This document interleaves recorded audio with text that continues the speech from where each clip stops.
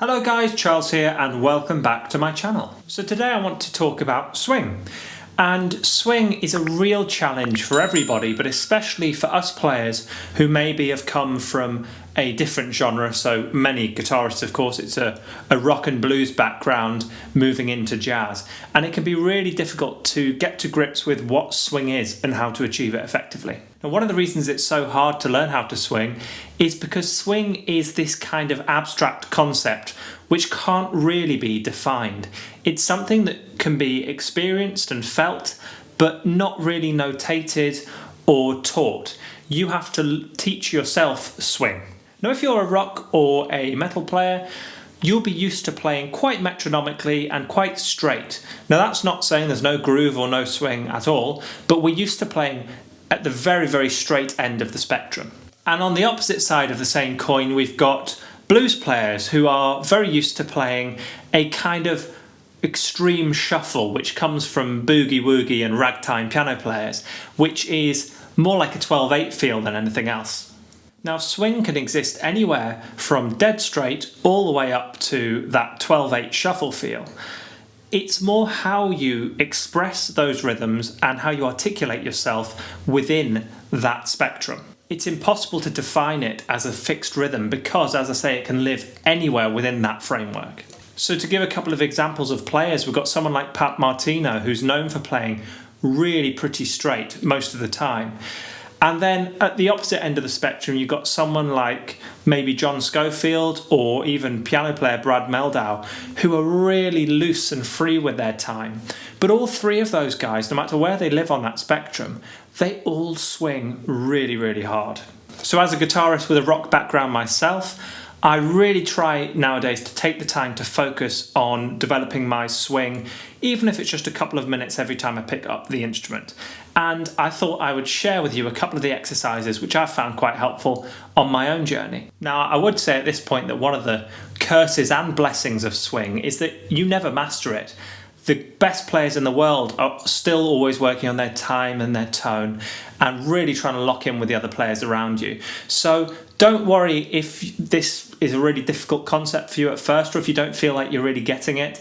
That's absolutely fine. It's going to be something that you probably always feel that way about, but it's just actively trying to work on it and developing your ear to hear these sounds and developing your hand to feel how this works on the guitar that is the important thing here, okay? The fact that you're trying is hugely important.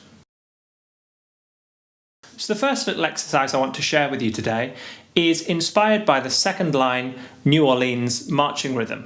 Now, the second line drum beat is quite a sophisticated drum beat. It's too sophisticated for our purposes on the guitar. But one of the important elements of that drum beat is that every second bar we have an accented fourth beat. Now, as you can see, we've got straight crotchets, and we're just going to play every single beat with a downstroke, and the fourth crotchet, or the fourth quarter note of the second bar, is going to get an accent. It's as simple as that. You can do this simply muted, or you could do this with a note. Doesn't really matter for today. So let's do it on the note A and hear how that sounds. 1, 2, 3, 4.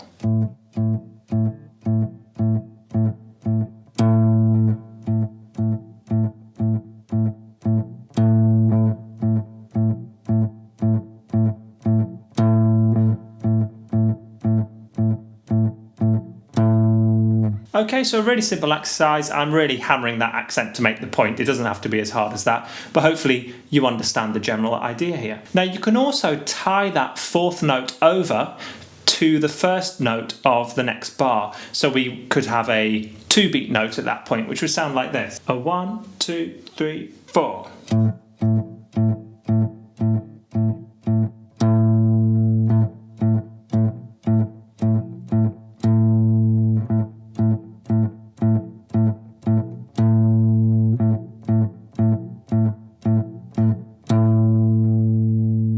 So that's one of the earliest examples of a swing beat that we have, this second line New Orleans march. And Hal Galper, who I've referenced quite a few times on this channel now, he describes that basic beat as the key to syncopation in jazz.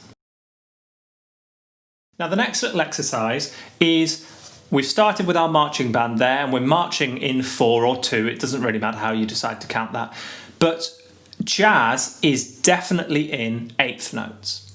So the simple way to start to play eighth notes is to simply play what we've just played twice the speed, cramming it all into 1 bar. So although before we were playing 8 notes in 2 bars, we're now going to play 8 notes in 1 bar. We're still going to accent the final one of the 8 notes, but that's now going to be on the and of beat 4, or the offbeat of beat 4, which looks like this. 1, 2, 3, 4.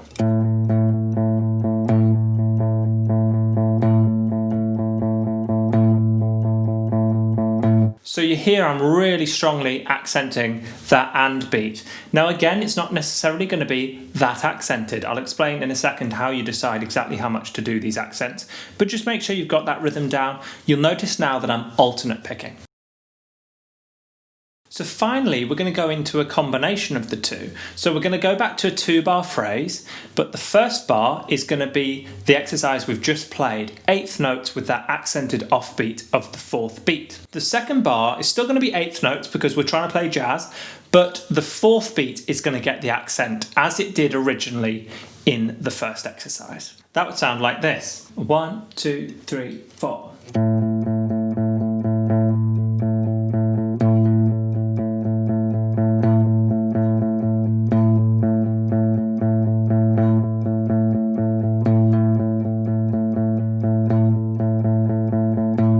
Okay, so you could hear the accent on bar 1 on the and of 4 and the accent bar 2 on beat 4 itself. So that gives us a sort of hybrid of the two rhythms. So you'd be right if you're thinking, great, well, we've got a few rhythms there, what's the point? I don't really feel I'm swinging yet. And you certainly won't be. Now, how you apply swing to this is you let your favourite players, your favourite recordings dictate how to swing. So like I say, the concept of swing lives on this very, very, very vast spectrum. It can be almost dead straight and it can be really, really hard shuffle.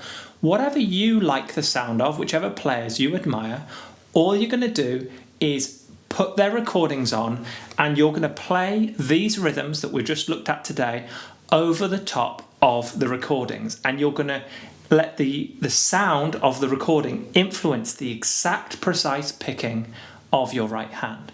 So at first I'd recommend you do this with a muted left hand. So you're not worrying about notes or anything at all, you're just focusing entirely on the right hand. And like I say, I do this for probably at least 2 to 5 minutes, something like that. Most times I pick the guitar up, I just really hone in on my right hand. So that'll be something along these lines. 1, 2, 3, 4.